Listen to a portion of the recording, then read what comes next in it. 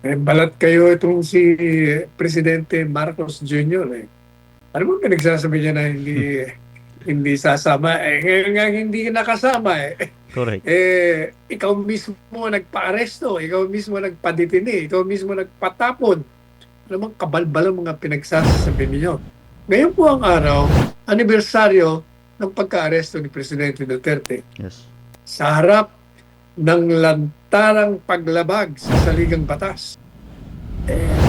Ang problema ko kasi, ang mga naririyan sa gobyerno ngayon, puro balat kayo talaga eh. Talagang gusto ko na naman kanta ng balat kayo pala. Nakakayamot na eh. Parang walang mga sense, walang mga sentido komon. Yes.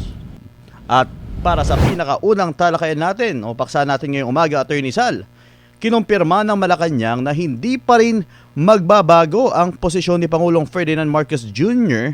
na hindi muling sasali ang Pilipinas sa International Criminal Court. Ayon sa Palace Press Officer Claire Castro, ito lamang ang pahayag ng Pangulo hinggil sa usapin. Umalis ang Pilipinas sa ICC noong 2019 sa utos ni dating Pangulong Rodrigo Duterte matapos imbestigahan ng International Tribunal ang kanyang war on drugs. Sa kasalukuyan, nasa ICC Detention Center sa Dahig si FBRRD at naghihintay ng paglilitis sa kasong crime against humanity. Samantala, nanawagan ng ilang mambabatas ng ICC ng makakaliwang grupo na muling sumali ang bansa sa ICC upang ipakita ang umunoy paggalang sa karapatang pantao, habang binatikos naman ng akbayan ang patuloy na pagtanggi ng administrasyon na muling makipag-ugnayan sa nasabing korte. Ano po ang masasabi ninyo sa usaping ito, Attorney Sal? Balat kayo itong si Presidente Marcos Jr. eh. Ano mo pinagsasabi niya na hindi sasama? Ngayon nga hindi nakasama eh. Correct. Ikaw mismo nagpa-aresto, ikaw mismo nagpadetine, ikaw mismo nagpatapon. Ano mang kabalbal ang mga pinagsasabi niyo? Ngayon po ang araw, anibersaryo ng pagka-aresto ni Presidente Duterte. Yes. Sa harap ng lantarang paglabag sa saligang batas.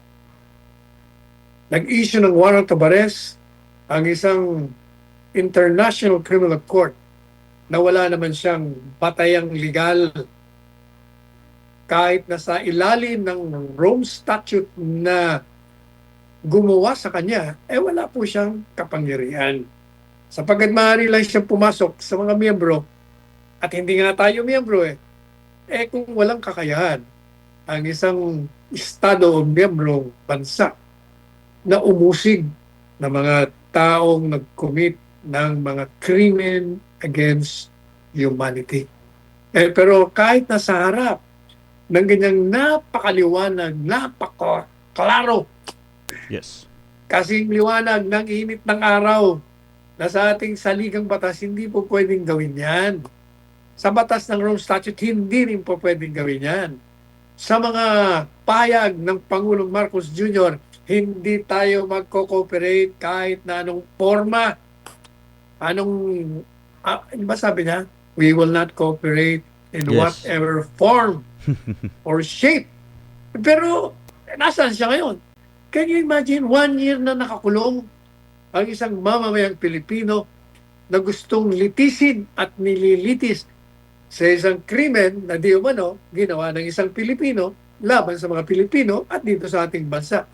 Hindi po ba yan hindi lamang isang sampal sa kakayahan natin na umusig, kung hindi isang pagsalakay sa soberenya ng bansa? Ang problema ko kasi, ang mga naririyan sa gobyerno ngayon, puro balat kayo talaga eh. Talagang gusto ko na naman kanta ng balat kayo pala. Nakakayamot na eh. Parang walang mga sense, walang mga sentido komon. Yes. Kahit saan ka bumaling, whether dyan sa Kongreso, nagpipilit na isampa ang impeachment kahit na groundless. Yung isang miyembro ng Kongreso na naglarawan lamang ng kawalan ng batayan at inilarawan na ang isang krimen kahit na pinaka-worst na maaaring gawin ng tao, kung ini-imagine mo lang, walang krimen na maaari mong isampa. At kung walang krimen, di lalong walang impeachable ground. Pero, kita nyo, binanata ng gusto, binash.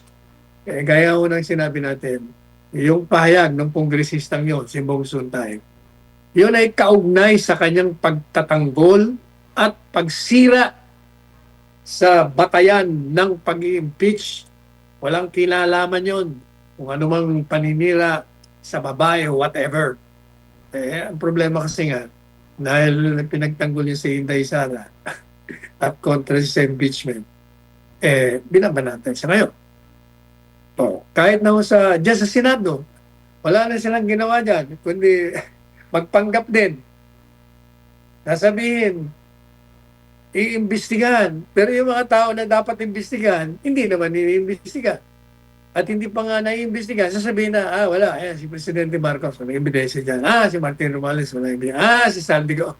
Wala, puro kabalbalano Yan ang katotohanan nakalantad sa ating mga mata ngayon.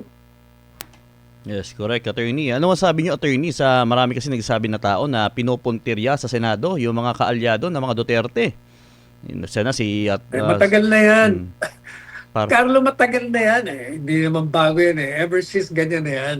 Itong administrasyon na ito, basta kaalyado ka, talagang babanata ka. Tingnan mo ginawa kay Pastor Kibuloy. Hanggang ngayon, nakakulong. Si Tevez, ganun din. Si Bantag, na-hunting ngayon. Si Bato, Senador Bato, hindi makalabas dahil gusto rin gawin nila yung ginawa kay Presidente Duterte. Wala talaga. Ano pa bang gagawin natin? Yes.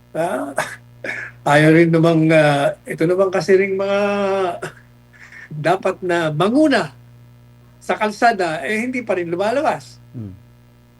Tuloy, ang Iglesia ni Cristo 2 beses nang lumabas, hinahanap yung mga mangunguna, hindi naman dumarating. Yung mga nakakong grupo, hindi rin dumarating. Pagkatapos gusto nyo may mangyari. Magantay na lang tayo ng 2 taon at 2 buwan para mapalitan sa pamamagitan ng demokratikong pagpili at pagboto sa mga iluluklok natin. Meanwhile, wala kayong karapatang magreklamo o ayaw yung lumabas. Correct. Attorney, nanawagan naman yung ilang mambabatas na mga kalawang grupo na sumali daw ang ating bansa dapat muli sa ICC. Nako, kabalbalan nga yun. Ngayon nga, hindi tayo kasama. Pinakialaman na nga tayo Pag hindi ka naman PUL to the second power itong mga ito Hindi ginagamit ng mga sentido. Ang katotohanan niya, talagang gusto nilang isali uli para ituloy nila ang kanilang pagtugis at pagsira dyan sa ating minamahal o minamahal lang sambayanan na si Pangulong Rodrigo Roa Duterte.